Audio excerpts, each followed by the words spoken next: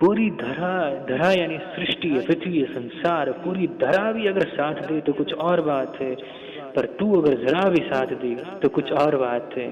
यूं तो चलने को एक पांव से भी चलने हैं लोग, मगर दूसरा साथ दे तो कुछ और बात है। नमस्ते।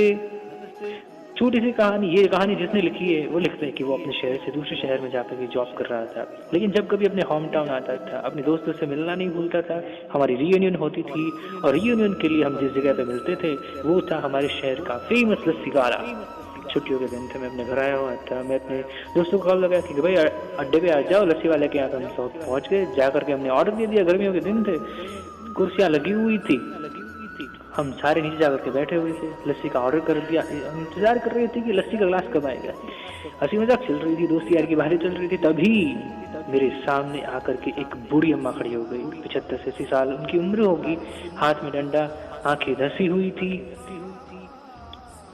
जुबान लड़खड़ा रही थी, कमर झुकी हुई थी, चेहरे पर भूख दिख रही थी, और आकर के बस इतना सा बोली, बेटा ऊपर वाले के नाम पे कुछ दे दी।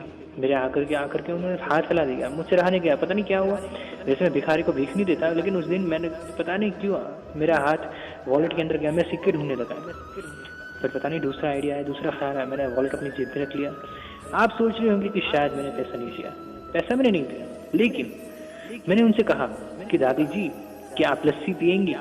और जैसे मैंने दादी जी कहा, उनके चेहरे पे हल्की छोटी सी मुस्कान आ गई, और मेरी दोस्त बेसी से देखने लगी कि यार ये क्या कर रहा है, 5 रुपए 3 रुपए 7 रुपए में बात खत्म हो जाएगी, 10 रुपए में बात खत्म हो जाएगी, और ये लस्सी पिलाना 30 रुपए की। दोस्तों को लगा कि मैं गरीब हो जाऊंगा, वो मुझे ठग करके चली जाएंगी, लेकिन मैंने फिर से पूछा, दादी जी क्या आप लस्सी पियेंगी? दादी जी नानुकुर करते हुए धीरे से हाँ उन्होंने भर दी, और उनकी हाँ को देख करके मुझे लगा कि बहुत दिनों से ये भूखी है, पता नहीं क्या हुआ। मैंने जोर से आवाज लगाई कि भैया ये लस्सी और। दादी जी दूर जाकर के खड़ी हो गई, फिर से वापस मेरे पास आई, अपनी पोटली में से कुछ सिक्के निकाले और बोले कि बेटा ये 5-7 रुपए आप जो पेमेंट करोगे उसमें ये मिला रहेगा। मेरे चेहरे पर सारे भाव उड़ गए, मैंने आंखों में जैसे आंसू सूख गए, मुझे लगा कि मैं सुन रहे हैं। उन्होंने मुझे पैसे देने की बात की, मैंने उनसे बात की कि माता जी माफ कीजिए, आप जाकर के बैठिए, लस्सी आ रही है अभी। लस्सी वाला आया, लड़का नौकर आकर के उसने सबको ग्लासेस दिए, उनको भी ग्लास दे दिया, पर वो दूर जाकर के बैठ गई नीचे जमीन पर। हम सब कुर्सी पर बैठे हुए थे, अब वो कुर्सी मुझे काटने लगी कि मैं यहाँ पे बैठा हूँ, वो नीचे बैठी है। मन तो ऐसा लगा कि उनको बुलाओ, अपने बगल की कुर्सी में बैठा, लेकिन फिर लग रहा था कि लोग क्या सोचेंगे, अजीब आदमी है, भीख मांगने वाली महिला को यहाँ पे बिठा रहा है, ये कर रहा है, वो कर रहा है। फिर दूसरा ख्याल आया कि मैं उठा, अपनी सीट से जाकर से उनके साथ जाकर जमीन पर बैठ गया। दोस्त देख रहे थे कि ये क्या हरकत कर रहा है। तभी वो लस्सी वाला था, उसने दूर से आवाज लगाई कि भैया इधर आइए, 2 कुर्सी आपके लिए भिजवा रहा हूँ। नौकर 2 कुर्सी लेकर के आया, दादी को बिठाया, मुझे बिठाया।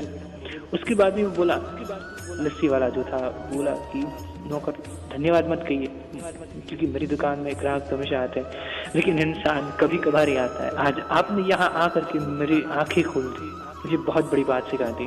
अब से मैं कोशिश करूंगा कि मेरी दुकान के आसपास अगर कोई ऐसा दिखे तो मैं उसे फ्री में लस्सी पिलाऊंगा। छोटी सी कहानी लाइफ में बहुत बड़ी बात सिखाती है। मदद करते चलिए, मुस्कान बांटते चलिए। अगर आपको ऊपर वाले ने इस काबिल बनाया है कि किसी की मदद कर सकें, तो मदद करने से पीछे मत हटिएगा। कई लोग कहते हैं कि भिखारियों को भीख नहीं देनी चाहिए, पैसा मत दीजिए, लेकिन अगर आपको कोई गरीब आदमी दिखता है तो उसे भोजन जरूर करवाइए। वो कहते हैं कि कब ऊपर वाला आपको किसी का ऊपर वाला बना के भेजता है, आपको भी नहीं मालूम पता। लोगों की दुआएं कमाना बहुत मुश्किल है, पैसे तो हर कोई कमाता है। दुआएं कमाइए, दुआओं के साथ कर दिखाइए कुछ ऐसा कि दुनिया करना चाहे आपके जैसा है। याद रखिए, जिंदगी की कीमत बहुत कम लोग जानते हैं। कमेंट्स में बताइएगा आप।